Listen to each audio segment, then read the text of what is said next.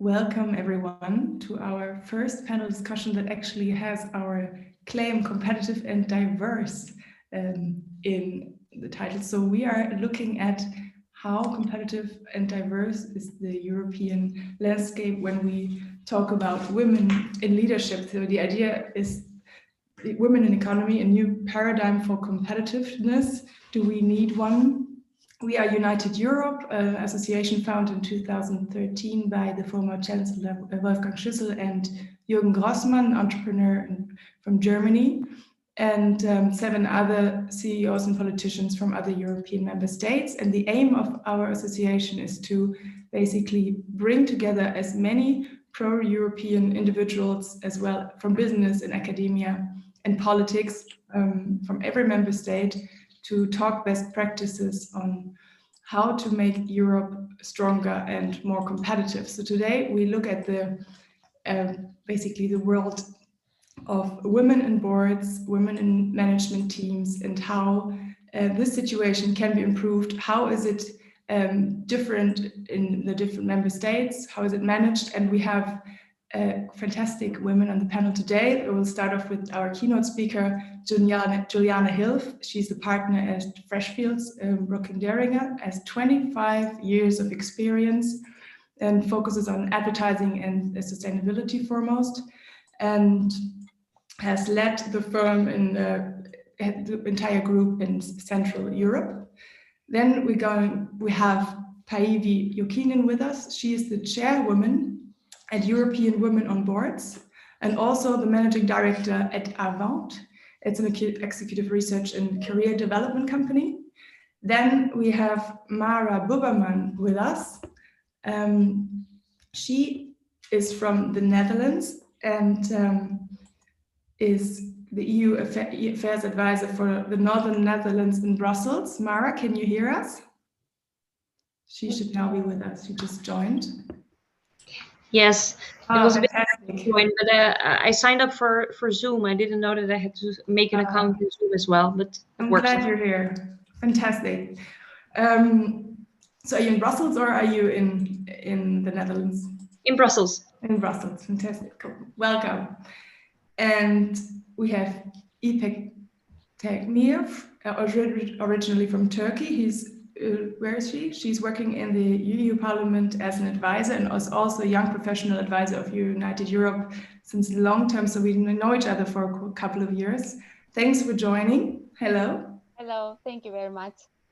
And last but not least, she had to cancel on short notice, but we also had Eva Schamlos-Langtas from one of our company members with us at Iberdrola. She's the director of European Affairs, but unfortunately cannot make it. But I think we're so many already. We will have a great discussion. So I'm going to give the floor to Juliana first, who's going to give a keynote, and afterwards we're going to have a discussion. And then the last 10 minutes of this panel will be dedicated to our listeners, and just we have Q&As and see what questions come up. Yeah, thank you, Rika, and thank you for having me. I guess keynote sounds so bombastic, so I thought I'd just kind of give you a few ideas, and I'm more than happy to get your ideas as well, your input. And the idea really is that we discuss, and I can see that the group is big but small enough so that we actually can discuss with the audience as well, which I would really appreciate. So women in the economy, a new paradigm in competitiveness. In my view, at least, the evidence is clear. There is a business case indeed for gender diversity in the economy. There's a lot of research on it that shows that diversity and inclusion does have a positive impact on performance and outcome of businesses. I guess you all know the McKinsey reports, and I can quote from them because I thought that this was quite an impressive number. So the McKinsey report basically said companies in the top quartile for gender diversity on executive teams are 25% more likely to have above average profitability than companies in lower quartiles. So 25% more likely to have above average profitability. I guess this does indeed make up a pretty strong business case. But it's not just about numbers and financials, in my view, at least. So even if there is research that indeed shows that kind of diversity has a positive impact on the financial performance of companies, diversity in the economy is so much more. It's also about kind of pro-teamwork leadership culture, better decision making, more innovation, higher employee satisfaction. And all of this is underpinned by research. So it's not just about financials, it's about so much more than that. Stakeholder capitalism seems to be the new word for it. So it's by intentionally that I can say stakeholder instead of shareholder. Shareholder value / capitalism looked at the financial performance more than anything else. This is a very 1990s concept, in my view. Stakeholder capitalism looks at the purpose of a business being not just limited to creating value for shareholders, so not just limited to creating financial value, but also value in a broader sense to employees, customers, and society at large. And in my view, at least, diversity, gender diversity, indeed, can play a role in this and contribute to it. So that's the business case, which in principle seems to be pretty obvious. And kind of in my, say, more than 20 years in business, at the beginning at least, I thought this is so obvious, so why don't we just do it? But actually we're nowhere near, which I personally find quite frustrating. And Päivi will let you have numbers and more details on women on boards. We have, in a number of jurisdictions, we have regulations that now oblige companies to actually have a certain percentage of women in boards and management positions. And apparently this is necessary to achieve a more diverse leadership, which again is a bit discouraging. There is the Reykjavik Index for Leadership, which is published yearly by women political leaders in Kantar. It is a very interesting piece of research. It analyzes perception of men and women in leadership positions. So do those who are being asked by this research, do they think that women and or men are more or equally suitable for leadership? And it's quite surprising to see that the answers are, generally speaking, people think men are more suitable for leadership positions. It varies between sectors and between jurisdictions, but this is kind of the bottom line. And I found it particularly surprising that in Germany, in the political sector, men are being perceived as being more suitable for leadership positions, although we had a female, well, we still have a female chancellor, and thus a real role model for very successful role model for more than 16 years. But nevertheless, if you ask Germans, they tend to say political leadership is kind of a male person is more suitable for that. So how do we get there? How do we manage to have more women in leadership positions? This is a question which is absolutely not easy to answer, otherwise we wouldn't be discussing it. There's no simple answer to it, not at all, unfortunately. And a number of people who are dealing with this from a more scientific background basically say there are 4 steps that you need to kind of go through or achieve. One is, and I just quickly want you to run through them and maybe share my personal experience as well. So one is kind of get the data, analyze your organization, because no business is the same. You might face diversity issues in the hiring process when it comes to promotion, when it comes to retention.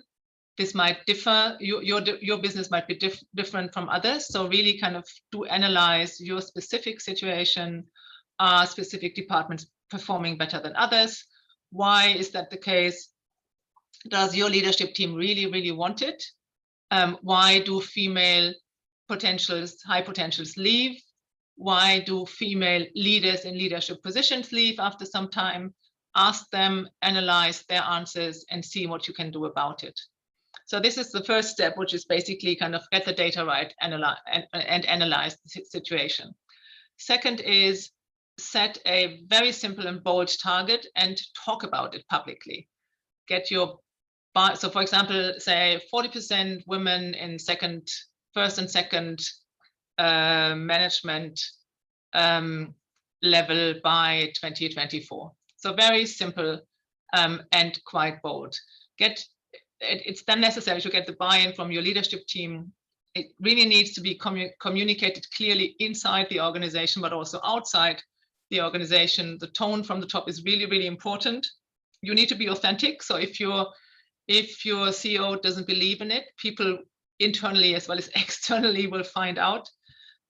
Talk about it publicly, and be assured your competition will listen closely. And if you do something which is kind of perceived as being the leader of the pack, you make the leader of the pack, then they will follow for sure. We have, for example, a female, what we call senior partner, the CEO in law firms, if you so want. Since a year now, first big law firm who had a female senior partner, and now there are more big law firms who kind of dared to have a female leader. That's the second step. So set a simple and bold target. Third is define your strategy of how to achieve that target. This is kind of more detailed if you so want, and I guess you know all means and measures that are out there. So sponsorship, unconscious bias training, education training as such of your employees.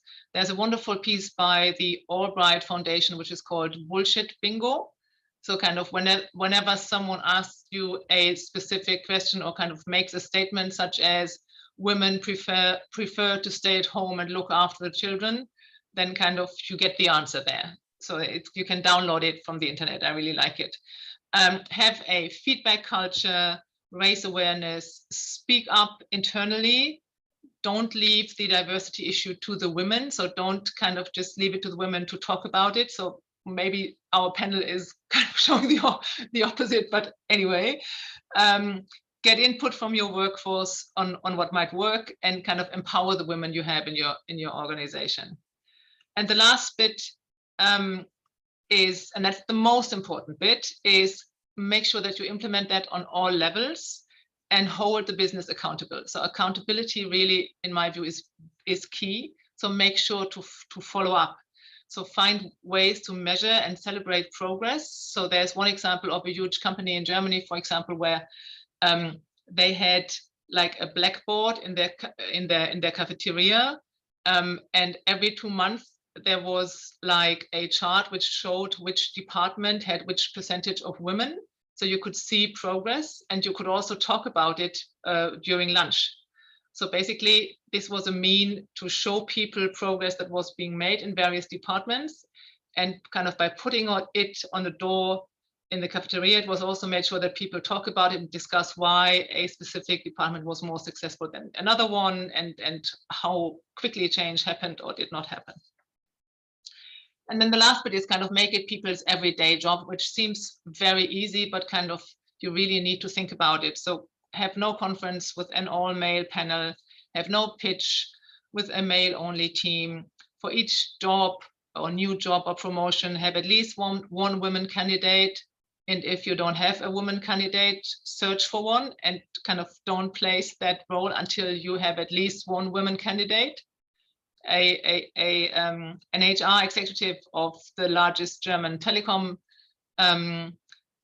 company told us once that this was a principle that he applied, and he kind of went back to his team twice or 3 times, because they always came back and said like, well, this is technology, we don't have women, here you are 3 male applicants you can choose from. And he said, I want to have at least 1 or 2 women on your shortlist. And then he said, go back and have a look. And then it took them quite a while, but the more you look out for them, the more you find them actually. Have like parental leave for fathers, make this a normal thing. Impose targets on your suppliers. So I'm in the business services industry. You cannot imagine how powerful it is if our clients tell us, we only give you the job if you have a diverse team. And if you don't have a diverse team, we'll go to someone else. So kind of use this power as a supplier. And then of course, in any marketing, in your outside kind of communication, make sure you have an equal representation of men and women. So these are just a number of thoughts I wanted to share with you, and I'm more than happy to get your input and hear more from you, because we as an organization as well, we struggle, if you so want. So we have women partners. I think it's now 15, 18%, something like that, but kind of there could be more. So we are on a journey as well. And I guess we should all learn from one each other which means and measures are most powerful than others. Thank you very much, Juliana. Thank you very much. I've written down like 10 questions, so I only ask one, and then we go on to Päivi. And the one thing that was crossing my mind, you speak about success. So are we talking successful in numbers or more success in dedication to the employer? It's both in the end. I guess in today's world, we're talking about businesses that are sustainable. And you can only be a sustainable business if you're not only successful in numbers, so not only financially, but also in a number of other things, which kind of makes you a good place to work at and which is attractive to the new generation and so on and so forth. Mm-hmm. So I guess it's all of it and not just numbers. Yeah, and if we look at the numbers throughout Europe, we some of us have read the McKinsey study before. I'm going to just ask a question to Päivi, who's chairman of Women on Boards. Why are we still looking at about 30% of women on boards in Helsinki or basically in Finland?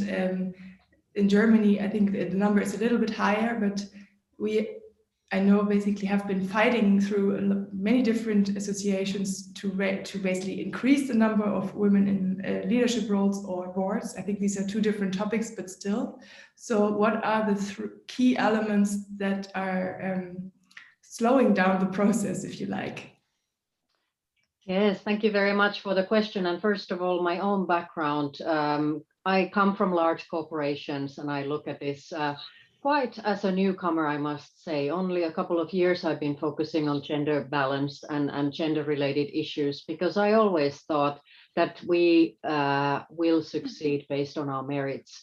And one day I realized that it's not actually that. We believe for a long time that it's on merit. Sometimes it's on luck. And so on. But 2 years ago, when I became chairwoman of European Women on Boards, this topic became very close to my heart. And ever since, we have been doing research at European level. I would love to share my screen, but I'm not able to. Would you be able to allow me? Yeah, sure. Because you just mentioned something about the statistics, and you asked me a question about board members in Finland versus Germany. And I think one of the important parts that we do at European Women on Boards, which is an umbrella organization for member associations from different countries, we measure very clearly the progress in gender balance of companies. So let me see if I can now share. It seems that I will be able to. And I'm only sharing one slide that I used earlier today for a different topic. But now let me move you so that I can get to, I'm not able to get to where I want to get to, so sorry.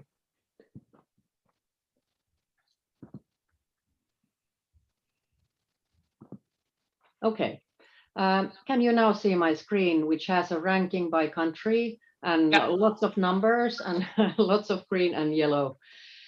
So what European Women on Boards does every year is this specific study. And what we want to do with this study is not only to look at country level results, but also company level results.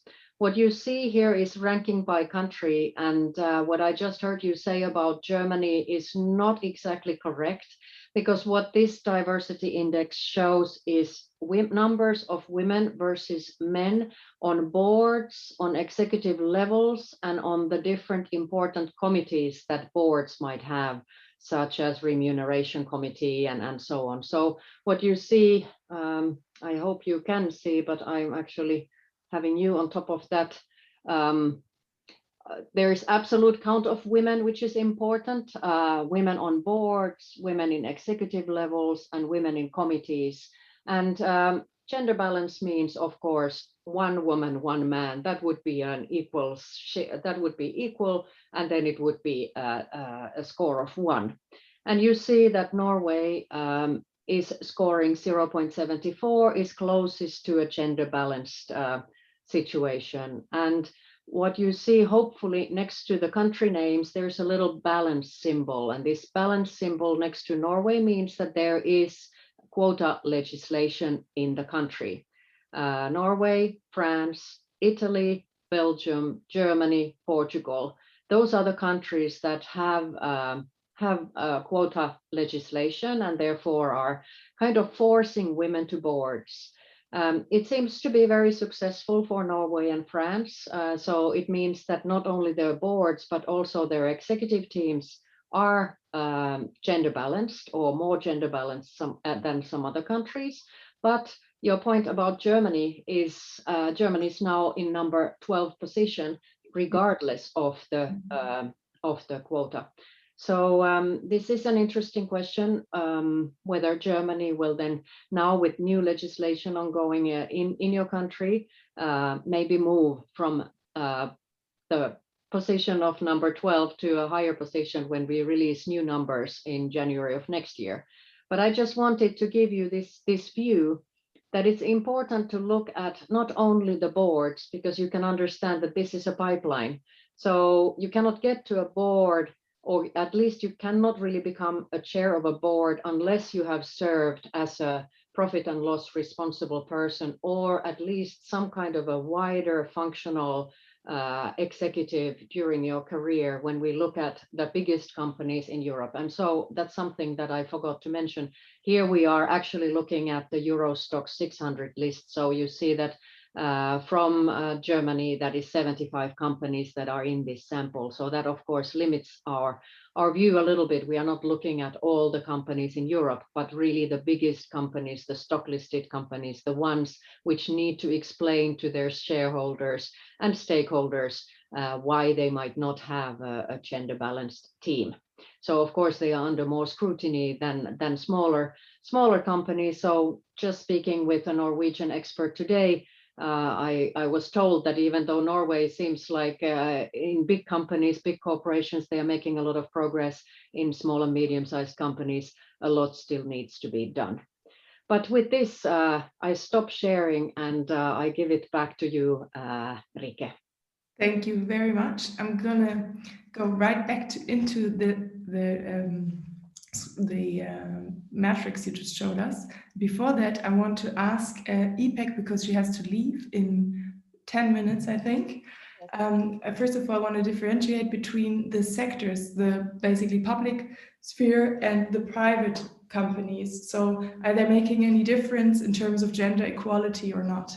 Well, thank you very much, Eka. Thank you very much for everyone and having me here. And today, actually, I'm not, of course, going to talk about the value of gender diversity and inclusiveness to promote well-being of society, productivity, and national income. I'm sure we are already agree on that. And we are all agree that equal participation of women in the economy makes Europe the most competitive economy. There is no doubt in business, politics, and society as a whole, we can only reach our full potential if we use all of our talent and diversity. And thank you very much. Also, I have also checked the recent reports of McKinsey, World Economic Forum are widely also sharing and citing in this type of talks and forum. And the question now is how to actually, I wanted to also promote the gender diversity and inclusiveness and how to reach a gender equal society. Although inequalities still exist, I think I want to, as working for the European Parliament and European Union has made significant progress in gender equality over the last decades. And the EU is a global leader in gender equality, and 14 of just let me check, yes, 14 of the top 20 countries worldwide on gender equality are European Union member states. And this is basically the result of equal treatment legislation, gender mainstreaming, integration of the gender perspective into all other policies, and of course specific measures for the advancement of women. And the higher number of women in the labor market and their progress in securing better education and training are encouraging us. However, gender gaps remain, and in the labor market, women are still overrepresented in lower paid sectors and underrepresented in decision-making positions. I would like to add also this, and no member state has achieved full gender equality, and progress is, I think, slow. And as the President von der Leyen puts it, we should not be shy about being proud of where we are or ambitious about where we want to go. And I believe this strategy already delivers on the von der Leyen Commission's commitment to achieving a union of equality. So I don't want to take much of the time, and just very quickly, the goal is, of course, the union where women and the men, girls, and the boys in all their diversity are free to pursue their chosen path in life and have equal opportunities and can equally participate in the lead our European societies. And I believe this strategy pursues a dual approach of gender mainstreaming combined with targeted actions, and intersectionality is a horizontal principle for its implementations. While the strategy focuses on action within the European Union, it is coherent with the European Union external policy on gender equality and women empowerment. So as EU has the capability and moral power to set the standards in many issues, outreach and impact of these standards are often beyond its borders. And I believe another important, where we come to your question, to advance the gender diversity and inclusiveness is workplace, is the multinational companies. In 2021, the number of women running business on the Fortune 500 companies hit all-time record 41. But that's not all. For the first time, 2 Black women are running Fortune 500 business, and having a total of 41 women chief executives amongst the female leadership for just 8.1% of the Fortune 500. Thank you. Thank you very much, Ivek. Just one question, because you spoke about the large corporations, where we're also going to get into afterwards. But a question was about the public sector versus the private companies, since you're working in the parliament. So do you see any differences there regarding the gender equality? Well, of course. And that's why I would like to also give example. And the multinational firms are different than, of course. And I will give as an example, first one is NASDAQ. It's a huge difference. And the NASDAQ, for example, announced the plan, require list of companies to have at least one female and one underrepresented director. And the second one, Goldman Sachs, also believes that the companies with the diverse boards of directors are better positioned for stronger financial performance and improved governance. So of course, and I wanted to give these 2 examples. And as we understand from these 2 examples, I think that this ecosystem and entire value chain in promoting gender diversity and inclusiveness. And before I stop here, I would like to say that working together, we can make real progress by 2025 in achieving a Europe where women and men are equal and reach a gender equal Europe. Thank you. That's very nice. It's almost very. We are from politics. We go too long. Thank you. Yeah, she has to take off, unfortunately, but we see you soon again, hopefully. Since when we look at the Netherlands, which score quite high on gender equality, now we're going to get Mara in quickly. So what do you think other countries could learn from your own country? Mara. Yes, very good question. First of all, thank you for having me here and in your middle. I'm very glad that I could share also a bit of my view. I work for a Dutch region. However, I'm not based in the Netherlands, and since I started working, I've never been based in the Netherlands, but I can still give my view on it. I think the Netherlands scores quite good on gender equality.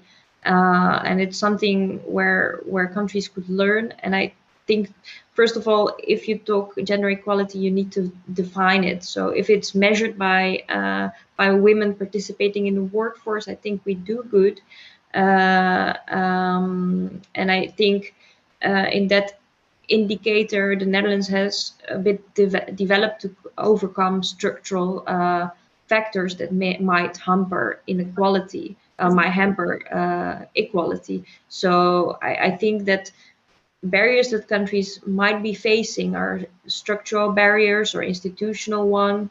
If you look, for example, at the countries of the world, you can count the number of female leaders only on, let's say, 2 hands. So that's quite a structural problem.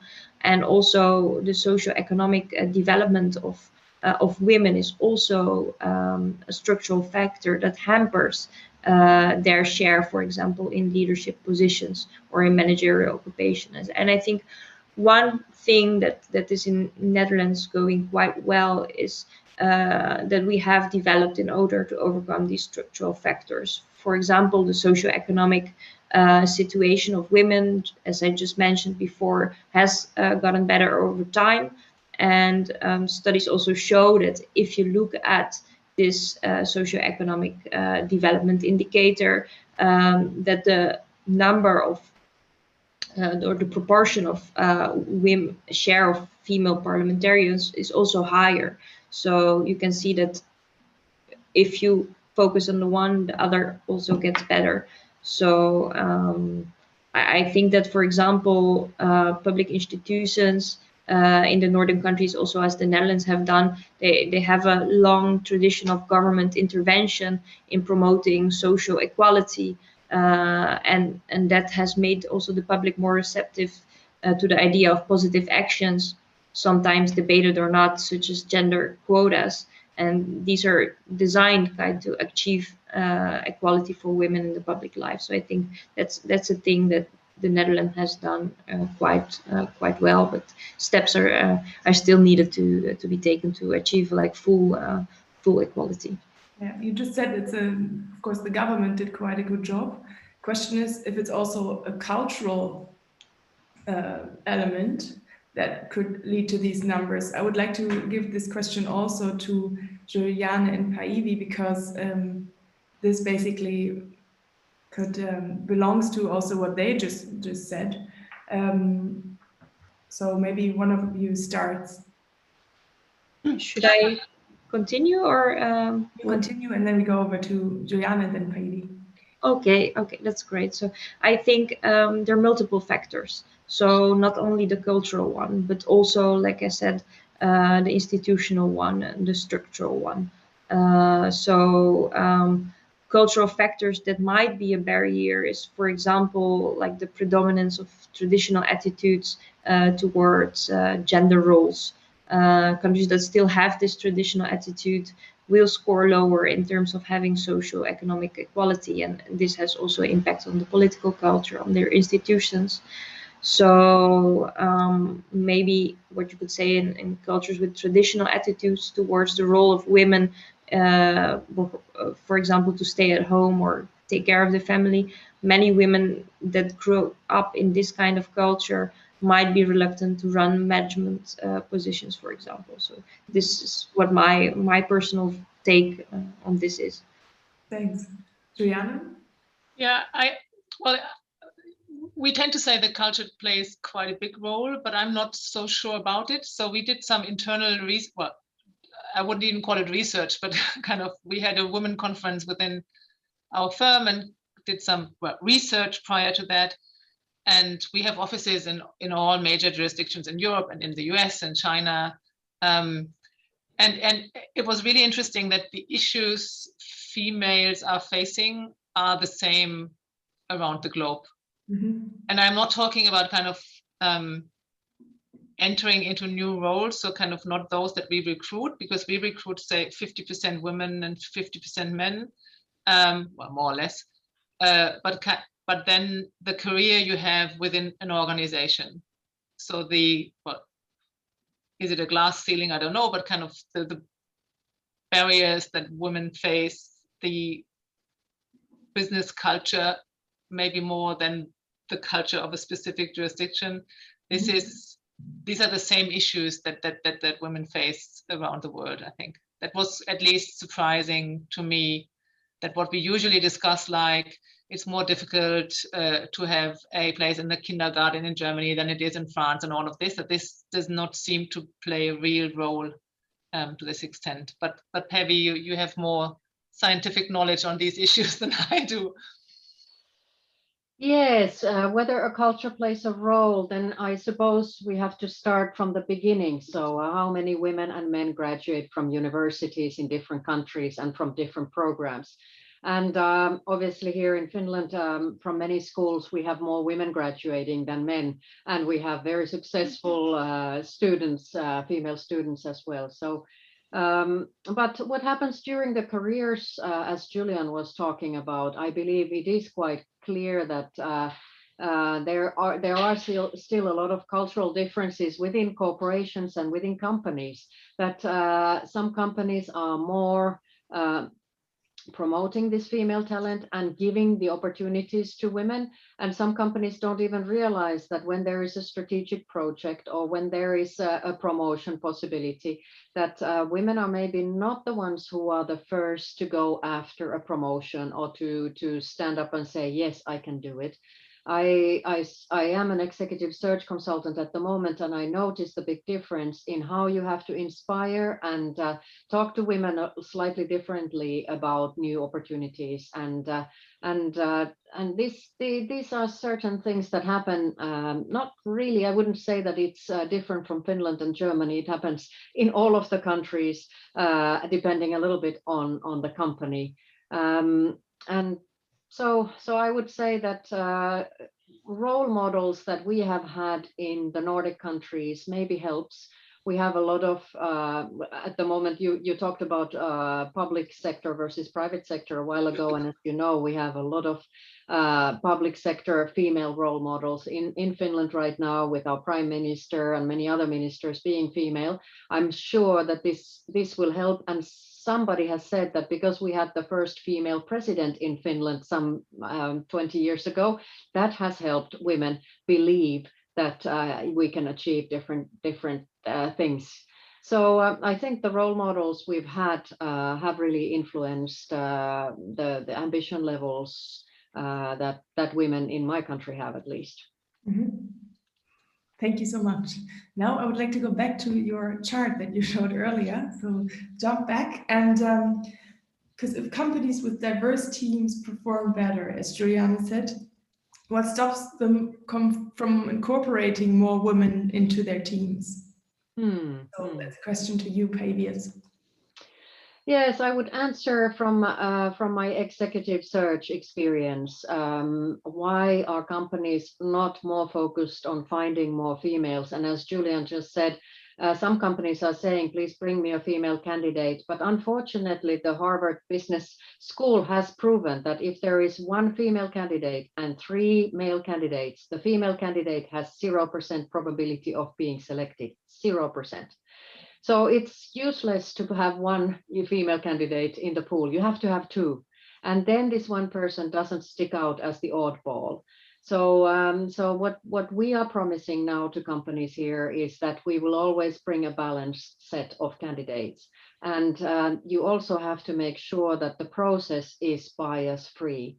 And bias-free is very, very difficult to achieve. I have so many biases myself. I seem to think that if you are dressed in some way, you are more professional. If you act in some way, you are less professional, things like that. But you should have a process which focuses entirely only on competence, on experience, and on potential.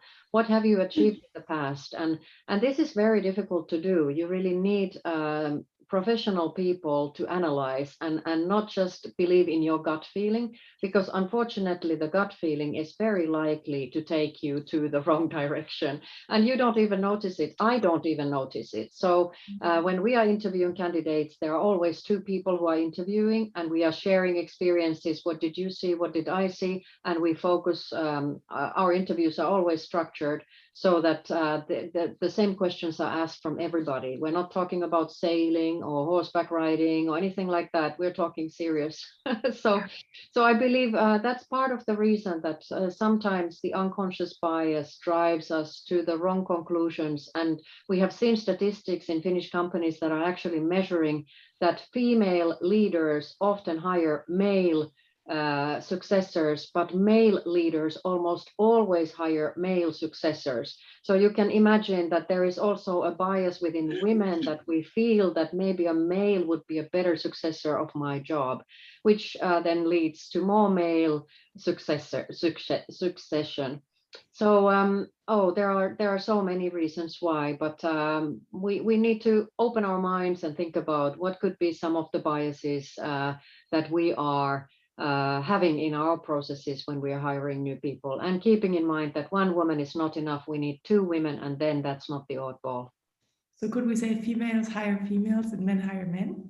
No, females don't hire females. That was my point.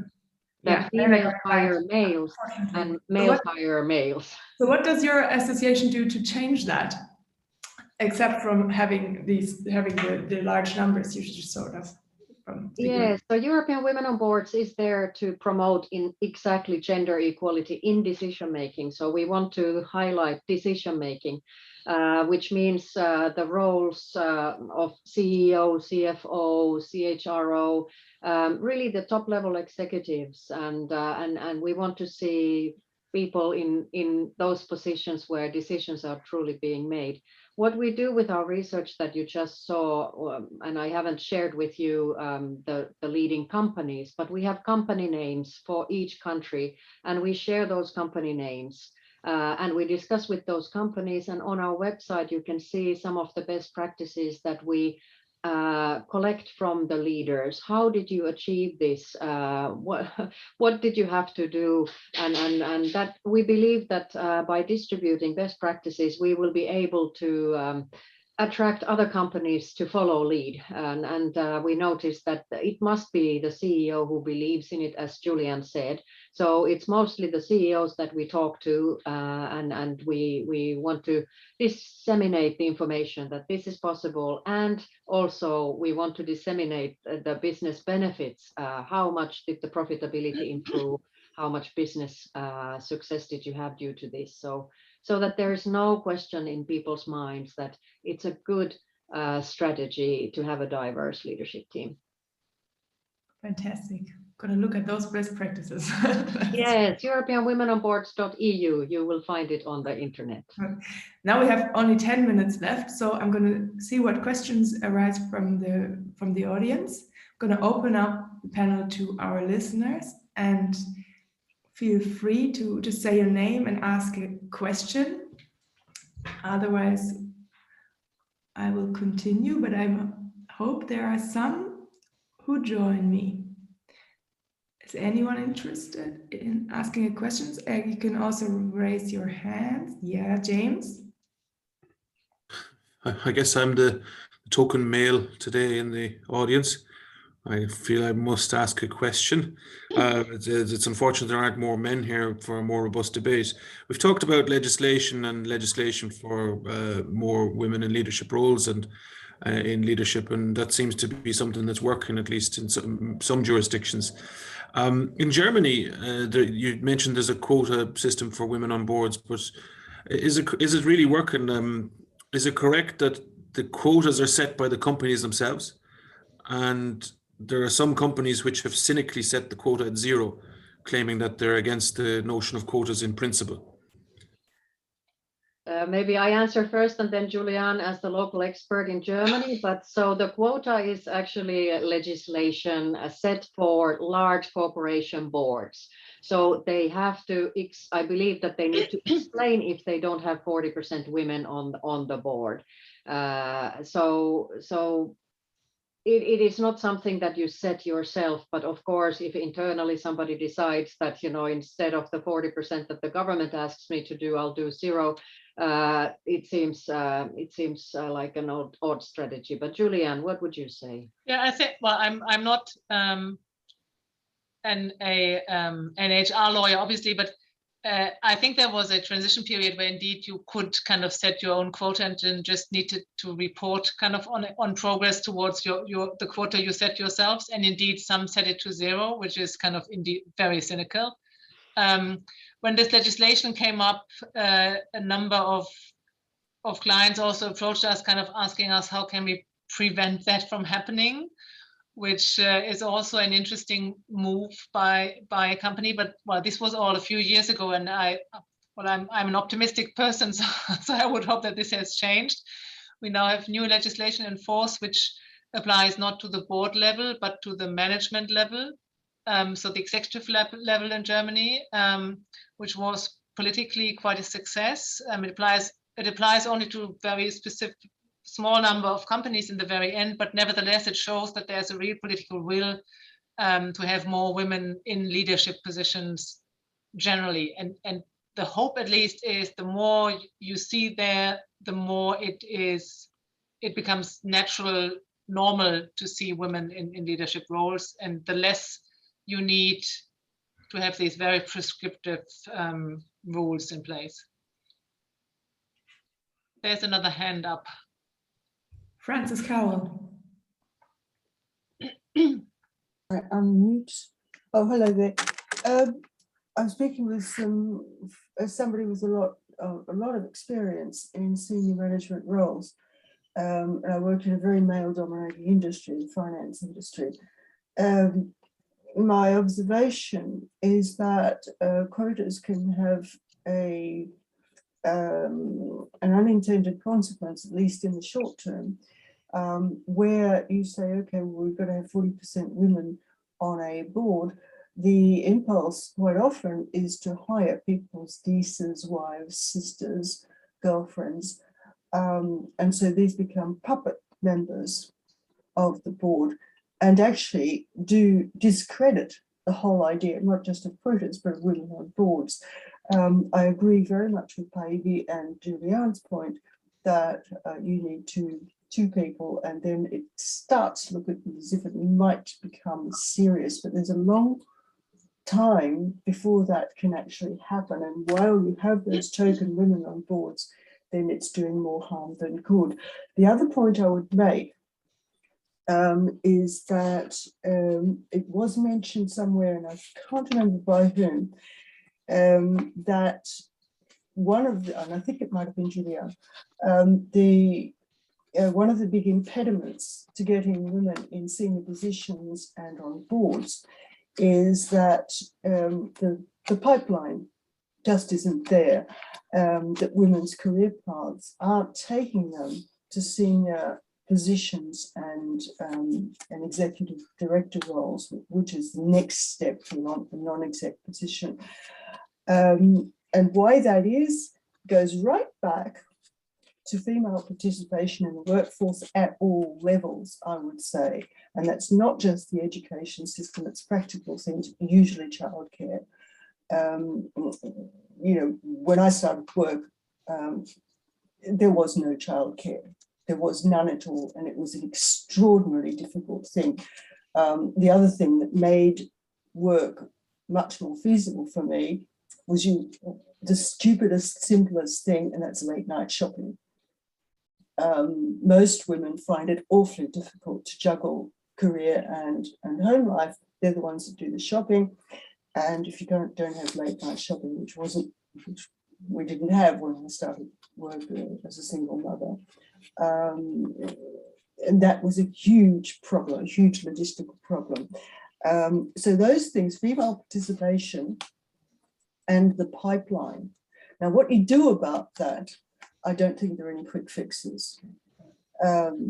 Quotas can work over the long time in some circumstances, but they need to have sunset clauses in them, I believe.